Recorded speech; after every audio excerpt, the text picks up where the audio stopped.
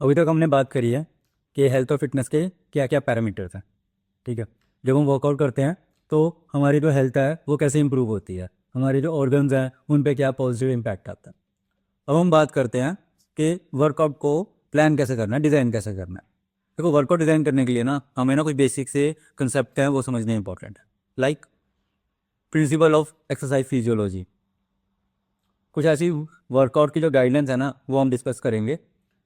तीसरा हम डिस्कस करेंगे कुछ बेसिक से कंसेप्ट्स। जब हमें ये सारी चीज़ें क्लियर हो जाएंगी ना तो हम ये समझ पाएंगे कि वर्कआउट है उसका एक्चुअल में इम्प्लीमेंटेशन कैसे करना है। कोई भी हमें गाइड कर रहा है तो हम ये समझ पाएंगे कि उसके पीछे उसका इंटेंट क्या है। हम अपने कोचेस को बेटर अंडरस्टैंड कर पाएंगे।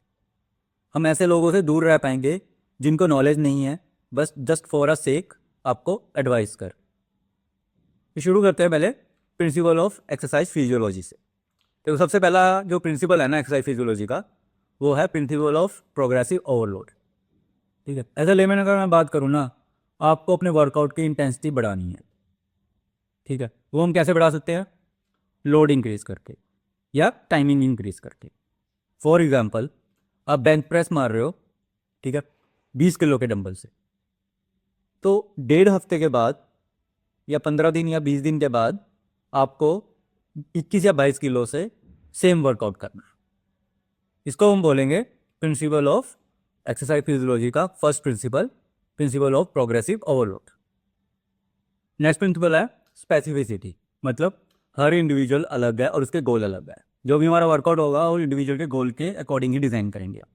अगर कोई मैराथन रनर है तो उसका जो वर्कआउट डिज़ाइन होएगा उसके अकॉर्डिंग होगा।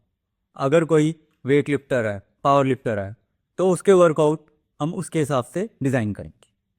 ठीक है, अगला है इंडिविजुअलिटी, मतलब हर इंडिविजुअल अलग है। ठीक है, तो हर वर्कआउट का जो भी आउटपुट होगा ना या रिजल्ट होगा वो हर इंडिविजुअल को अलग अलग मिलेगा। तो हमें किसी के साथ अपने आप को कंपेयर नहीं करना। ठीक है, जिम में कोई पर्सन होगा ऐसा जिसको आपसे उसको बेटर रिजल्ट मिल रहा होगा, बट ऐसा भी होगा जिसको आपसे कम रिजल्ट मिलेगा सेम वर्कआउट का, सेम रूटीन फॉलो करने का। ठीक है, तो ऐसे एक दूसरे के साथ खुद को कंपेयर नहीं करना। अगला है वेरिएशन। देखो, हमें अपना वर्कआउट ना ऐसे डिज़ाइन करना है कि हमें बोर्डम ना हो। तो 2 से 3 महीने तक हम एक टाइप का वर्कआउट फॉलो कर सकते हैं, एक टाइप की स्प्लिट फॉलो कर सकते हैं। सपोज करो हमने जो डिज़ाइन किया है हमने किया है पुश फुल लाइक डिज़ाइन, तो नेक्स्ट टाइम हम 2 से 3 महीने के बाद हम अपर बॉडी और लोअर बॉडी डिज़ाइन कर सकते हैं, अलग अलग स्प्लिट्स डिज़ाइन कर सकते हैं। ठीक है, तो ऐसे ही हमें अपने वर्कआउट को डिज़ाइन करना है, इससे हम बोर नहीं होंगे। अगला है प्रिंसिपल ऑफ अडेप्टेशन। देखो, अडेप्टेशन का सिंपल सा मतलब क्या है ना, हमारी ना बॉडी अडेप्ट कर जाती है किसी भी स्ट्रेस से। हम एक टाइप का लोड ले रहे हैं, रोज़ ले रहे हैं, ठीक है, तो हमारी बॉडी अडेप्ट कर जाएगी। उसके बाद हमें वो वर्कआउट ईजी लगेगा करना। तो होगा क्या, एक तो हमें मज़ा भी नहीं आएगा, दूसरा हमें रिजल्ट भी मिलना बंद हो जाएगा या कम हो जाएगा, जिसको हम बोलते हैं फ्लैटू सेटिंग हो गया। ठीक है, तो इसको अगर हमें मैनेज करना है ना तो प्रिंसिपल ऑफ ओवरलोड काम आएगा यहाँ पे, मतलब हमें इंटेंसिटी इंक्रीज करनी है। ठीक है, ठीक है, अगला प्रिंसिपल है principle of reversibility and continuity. ये प्रिंसिपल बेस्ड है एक कोट पे, जिसको हम बोलते हैं if you don't use it you will lose it. देखो, हमें अगर वर्कआउट डिज़ाइन करना है ना या वर्कआउट अपनी लाइफ में इनकलकेट करना है, तो ऐसा नहीं होगा कि हम 3 महीने अपना गोल अचीव करें और उसके बाद वर्कआउट करना बंद कर दें। तो उससे होगा क्या, आपका मसल लूज होना शुरू हो जाएगा, आपकी स्ट्रेंथ लूज होनी शुरू हो जाएगी, जो भी आपका एंडोरेंस इंक्रीज होगा, जो भी आपको बेनिफिट मिल रहे होंगे वर्कआउट से, ठीक है, वो मिलने बंद हो जाएंगे। तो ऐसा नहीं करना कि गोल अचीव किया और घर बैठ गए।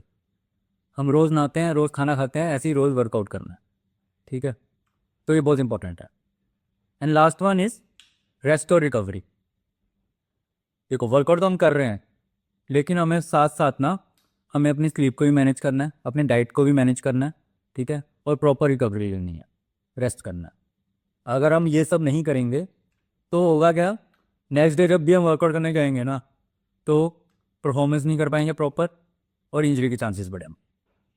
तो ये कुछ ना बेसिक से प्रिंसिपल है एक्सरसाइज फिजियोलॉजी की, इसको हमें अच्छे से समझना है। ठीक है, और इनको इम्प्लीमेंट करना है। अब हम बात करते हैं कुछ वर्कआउट गाइडलाइंस की। ठीक है, सबसे पहले हमें एम्प्टी स्टमक वर्कआउट नहीं करना। ये थंब रूल है, चाहे हम एंडोरेंस वर्कआउट कर रहे हैं चाहे हम स्ट्रेंथ ट्रेनिंग कर रहे हैं, ठीक है। तो हमें कार्ब सोर्स लेना है, हमें बनाना खा सकते हैं बिकॉज वो जल्दी डाइजेस्ट हो जाता है हमारी बॉडी में और हमारे ब्लड में हमें ग्लूकोज मिल जाएगा। सेकंड, साथ में हमें कैफीन ले सकते हैं, मतलब कॉफ़ी ले सकते हैं जिसमें 150 से 200 mg तक कैफीन हो। अभी दोनों क्या काम करेंगे ना, आपके जो वर्कआउट है ना उसकी परफॉर्मेंस को एनहांस करें। कार्ब सोर्स क्या करेगा, आपको एनर्जी प्रोवाइड करेगा, और जो कैफीन होगा वो क्या करेगा, आपका फोकस इंक्रीज करेगा, आपकी कॉग्निटिव एबिलिटी या परफॉर्मेंस वो इंक्रीज होती है, ठीक है। कुछ केसेस में हम लोग as a supplement pre workout भी ले सकते हैं, लेकिन इतना ध्यान रखना है उसमें जो इंग्रेडिएंट्स है ना वो क्लीन होने चाहिए, फालतू के इंग्रेडिएंट्स नहीं होने चाहिए, फालतू के फैट बर्नर वो नहीं होने चाहिए, ठीक है। कैफीन की भी लिमिटेशन होनी चाहिए उसमें, मतलब 150 से 200 mg तक आप कैफीन ले सकते हो, तो उस चीज़ का ध्यान रखना है। बाकी हम किसी और दिन बात करेंगे कि प्री वर्कआउट में एक्चुअल में इंग्रेडिएंट्स कौन से होते हैं और वो कैसे काम करता है। उसके बाद जब हम जिम जाते हैं या वर्कआउट करने लगेंगे ना, एक्चुअल वर्कआउट शुरू करने से पहले ना मैं प्रॉपर वार्म अप करूँगा, तो मैं सजेस्ट करूँगा dynamic warm up. For example, आप क्या कर रहे हो, आर्म स्विंग्स कर रहे हो, ठीक है, जंपिंग जैस कर लिया आपने, और बहुत सारे ऐसे स्ट्रेच वर्कआउट्स हैं या फिर जंपिंग वर्कआउट्स हैं जो आप कर सकते हो, पर इतना ध्यान रखना है वार्म अप ना आपका 5 से 6 मिनट में या 7 मिनट में ख़त्म हो जाना चाहिए। वार्म अप ना कोई इंडोरेंस वर्कआउट नहीं है, ठीक है। अब वो इंपॉर्टेंट है बिकॉज मेंटली आपको रेडी करता है एक अच्छे सेशन के लिए।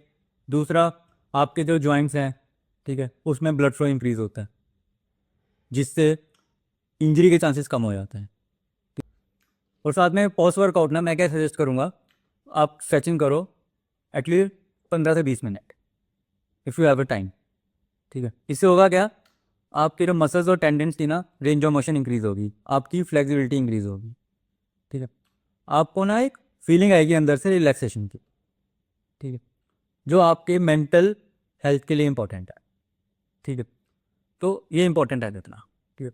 और देखो स्ट्रेचिंग भी अलग अलग टाइप की होती है, static stretching, dynamic stretching, PNF stretching, isometric construction क्या होती हैं, ठीक है। इसमें रिगार्डिंग अगर मैं स्ट्रेचिंग की बात करूँ या उसके टाइप की बात करूँ, कभी हम किसी और टाइम पर बात करेंगे, ठीक है, डिटेल में। बट अभी के लिए इतना समझ लो कि स्ट्रेचिंग इंपॉर्टेंट है। तो प्री वर्कआउट हमने समझा कि हमें क्या खाना है, ठीक है। वर्कआउट के बाद हमें स्ट्रेचिंग करनी इंपॉर्टेंट है, ठीक है। अब हम बात करते हैं कि जो हम वर्कआउट कर रहे हैं उसमें इंपॉर्टेंट क्या रहेगा, हमारा फोकस किस में रहना चाहिए। हमारा फोकस रहना चाहिए स्ट्रेंथ पे, चाहे हमारा कोई भी गोल है, स्ट्रेंथ हमारा बेस रहेगा। तो अगर हम 5 दिन वर्कआउट कर रहे हैं ना और मैं एक नॉर्मल जिम गोअर हूँ, तो एटलीस्ट 3 से 4 दिन ना मैं स्ट्रेंथ पे फोकस करूँगा। अगर मैं इंडोरेंस एथलीट हूँ तब भी एटलीस्ट 3 दिन तो मेरा स्ट्रेंथ का वर्कआउट रहेगा ही रहेगा। किसी भी वर्कआउट में हमें स्ट्रेंथ को इग्नोर नहीं करना, कोई भी स्प्लिट हम डिज़ाइन कर सकते हैं, ठीक है। आप जितने भी एथलीट देख लो, विराट कोहली की बात करो, आप कोई भी फुटबॉलर की बात करो, सबका बेस स्ट्रेंथ ही रहता है, ओके। अब अब देखो एक कंसेप्ट होता है नीट का, ठीक है, वो क्या है, नॉन एक्सरसाइज एक्टिविटी थर्मोजेनेसिस। देखो 1 घंटे का वर्कआउट ना आपके 12 घंटे की सिटिंग को कंपनसेट नहीं कर सकता, ये एक हार्ड रियलिटी है। आप जितनी मर्जी मेहनत कर लो 1 घंटे के अंदर, तो हमें पूरा दिन एक्टिव रहना है। हम कैसे रह सकते हैं, हम पोस्ट मील वर्कआउट प्लान कर सकते हैं लंच के और डिनर के बाद या ब्रेकफास्ट के बाद। तो अगर हम 15-15 मिनट भी वॉक करेंगे ना पोस्ट मील, तो 45 मिनट की तो हमारी वॉक हो जाएगी, ठीक है। कुछ ऐसे दिन रख सकते हैं जहाँ पे हम लिफ्ट यूज़ ना करें अपने ऑफिस में। तो इस केस में क्या होगा ना, अगर हम ऐसा कुछ स्ट्रैटेजी इंप्लीमेंट करेंगे तो आप जितना मर्जी बिजी हो आप ओवरऑल एक्टिव रह सकते हो, ठीक है। और एक और इम्पोर्टेंट कंसेप्ट है ईपोक का, वो समझ लेते हैं। देखो मैं क्यों बोल रहा हूँ कि स्ट्रेंथ को बेच रखना है, ठीक है। उसका एक और इम्पोर्टेंट रीज़न है, जब भी हम स्ट्रेंथ वर्कआउट करते हैं ना तो पोस्ट वर्कआउट भी ना हमारी कैलोरी बर्न होती है। कैसे, हमने वर्कआउट किया, ठीक है, उसके बाद हमारे मसल्स को ऑक्सीजन की डिमांड बढ़ेगी, उससे क्या होगा, मेटाबॉलिज्म इंक्रीज होगा और हमारी कैलोरी बर्न इंक्रीज होगा, ठीक है।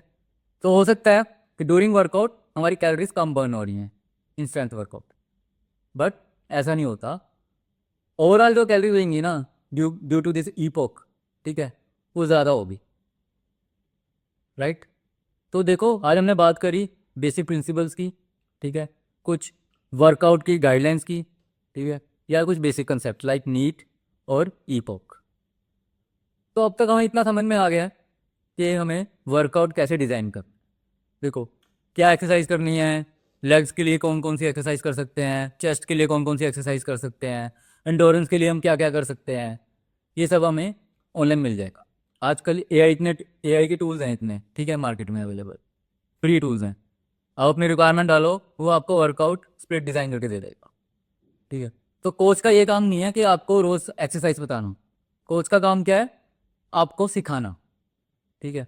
आप जो भी गलतियां कर रहे हो ड्यूरिंग सेशन उसको ठीक करना, ठीक है, आपके कंसेप्ट क्लियर करना।